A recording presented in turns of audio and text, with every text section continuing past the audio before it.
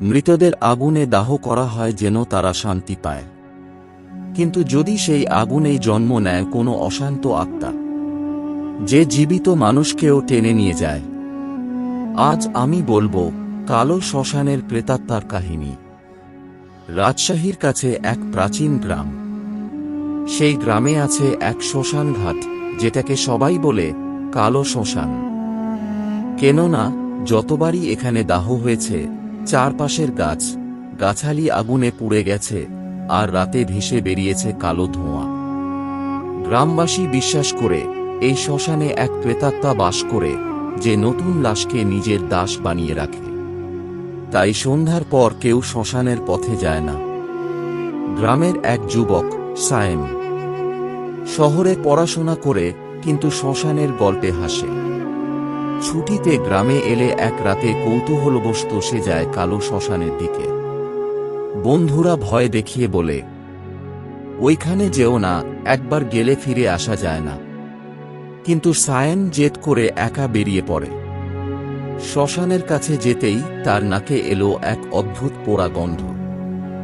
গঙ্গার ধারে শুকনো চিতা কাঠ পড়ে আছে, কিন্তু মনে হলো যেন সেগুলো থেকে ধোঁয়া উঠছে। ঠিক তখনই বাতাস হঠাৎ থেমে যায়। চারিদিকের কুকুর একসাথে হাউল দিতে থাকে। অন্ধকারের মধ্যে দেখতে পেল একটা আগুন হঠাৎ নিজে থেকে জ্বলে উঠল। সায়েম সাহস করে কাছে গেল। আগুন থেকে ধীরে ধীরে বেরিয়ে এলো এক মানবাকৃতি।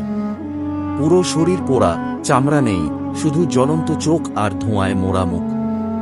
সে গলা ফাটিয়ে বলল, আমি শান্তি পাইনি, কেউ আমাকে সঠিকভাবে দাহ করেনি, তাই এই আগুন আমার ঘর। সায়েম পিছু হটতে চাইল, কিন্তু মাটিতে তার ছায়া আটকে গেল, যেন ছায়াটাই তাকে টেনে ধরেছে। হঠাৎ চারপাশে আরো আগুন জ্বলে উঠল। প্রতিটি আগুন থেকে বেরিয়ে আসতে লাগলো পোড়া দেহ, মাথাহীন প্রেত, হাড় ভাঙা আত্মা। তারা সবাই একসাথে সায়েমকে ঘিরে ধরল। তাদের গলা থেকে ভেসে এলো ভাঙা আর্তনাদ, আমাদের সাথে চল, আগুনে মিলিয়ে যা। সায়েম ভয়ে চিৎকার করতে চাইল, কিন্তু শব্দ বাইরে বের হল না। মনে হলো অদৃশ্য হাত তার গলা চেপে ধরেছে। প্রধান প্রেত ধোঁয়ার ভেতর থেকে এগিয়ে এলো। সে বলল, এখন থেকে তুই এই শ্মশানের নতুন রক্ষক। দিনে বাঁচবি, রাতে মরবি, প্রতিটি জীবিতকে আমাদের আগুনে টেনে আনবি। তারপর সায়েমকে আগুনের ভেতর ছুঁড়ে ফেলা হলো। সে চিৎকার করতে লাগল, কিন্তু চারপাশে শুধু ছাই আর ধোঁয়া। পরের দিন ভোরে গ্রামবাসী শ্মশান ঘাটে যায়। ওখানে পড়ে আছে সায়েমের ঘড়ি আর পুড়ে যাওয়া মোবাইল ফোন, কিন্তু তার কোনো চিহ্ন নেই।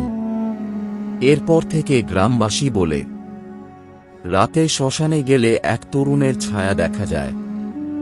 সে দাঁড়িয়ে থাকে আগুনের পাশে, চোখ লাল হয়ে তাকিয়ে থাকে আর ফিসফিস করে বলে, আমার সাথে আগুনে এসো।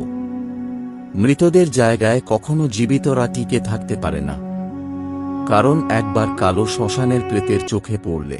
আমরা চলে যাব আমাদের পরবর্তী গল্পে। আপনাদের সকলকে আরও একবার ভূত দর্শনে স্বাগতম, যেখানে মৃতদের শরীর আগুনে মিশে যায়।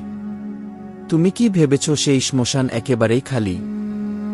আজ আমি বলবো এক অভিশপ্ত শ্মশানের গল্প, যেখানে মৃতদের আত্মা নয়, বরং অন্য কিছুর বাস। বাংলাদেশ ভারত সীমান্তের কাছে এক পুরনো শহর। শহরের বাইরে আছে এক প্রাচীন হিন্দু শ্মশান ঘাট।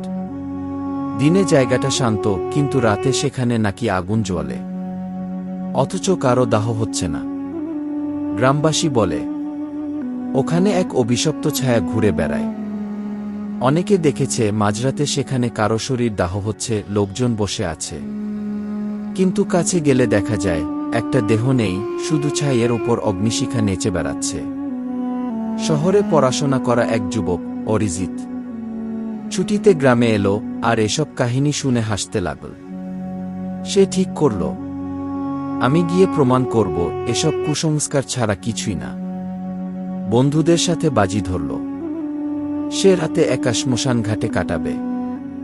বন্ধুরা ভয় পেয়ে সরে গেল, কিন্তু অরিজিৎ একাই টর্চলাইট নিয়ে গেল সেখানে। রাত 12টা বাজতেই শ্মশান ঘাটে পা রাখল সে। চাঁদের আলোয় গঙ্গার ধারে দাঁড়িয়ে থাকা শুকনো গাছগুলো কঙ্কালের মতো লাগছিল। চারিদিকে শূন্য, শুধু ভাঙা ঘাট আর ছাইয়ের স্তূপ। হঠাৎই বাতাস ভারী হয়ে গেল। আগুন ছাড়া হঠাৎ এক অদ্ভুত পোড়া গন্ধ ছড়িয়ে পড়ল। অরিজিৎ টর্চ ফেলে হেঁটে যায়, দেখে একটা চিতা জ্বলছে, অথচ কেউ নেই আশেপাশে। সে ভয় পেলেও সাহস করে কাছে গেল। হঠাৎই আগুন নিভে গেল এক মুহূর্তে। ছাইয়ের ভেতর থেকে উঠে এলো একটা ছায়ামূর্তি। ছায়াটা মানুষের মতো, কিন্তু মুখ নেই, শুধু অন্ধকারে লাল চোখ জ্বলছে। হাত দুটো লম্বা হয়ে অরিজিতের দিকে বাড়িয়ে দিল। এক ঠান্ডা বাতাস এসে তাকে ঘিরে ফেলল। তার শরীর যেন জমে গেল, নড়াচড়া করতে পারছিল না। শুনতে পেল ভাঙা গলায় ফিস ফিস, তুই এখানে কেন এসেছিস? এটা মৃতদের ঘর, বেঁচে থাকা মানুষের জায়গা নয়।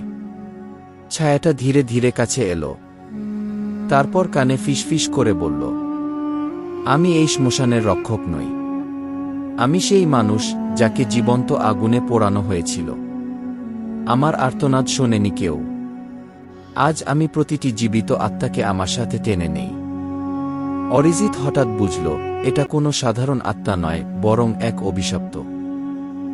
অরিজিৎ হঠাৎ বুঝল, এটা কোনো সাধারণ আত্মা নয়, বরং এক অভিশপ্ত আত্মা, যে প্রতিশোধ নিচ্ছে। হঠাৎ চারপাশে ছাইয়ের স্তূপ থেকে অসংখ্য ছায়া বেরিয়ে আসতে শুরু করল।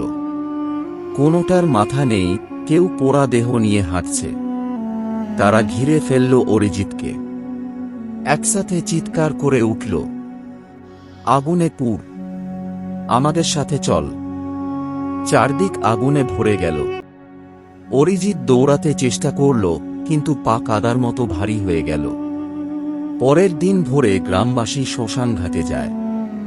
ওখানে পড়ে আছে শুধু একটা ছাইয়ের স্তূপ আর একটা পুড়ে যাওয়া টর্চলাইট। কেউ অরিজিৎকে খুঁজে পেল না আর। কিন্তু রাতে শ্মশান ঘাটে গেলে আজও লোকজন বলে, একটা তরুণের ছায়া চিতার পাশে বসে থাকে, আগুনের ভেতর থেকে তাকিয়ে থাকে। মৃতদের জায়গায় বেঁচে থাকার সাহস দেখিও না, কারণ শ্মশানের ছায়ারা এখনো আগুনে অপেক্ষা করছে তোমাকে তাদের সাথে টেনে নিতে।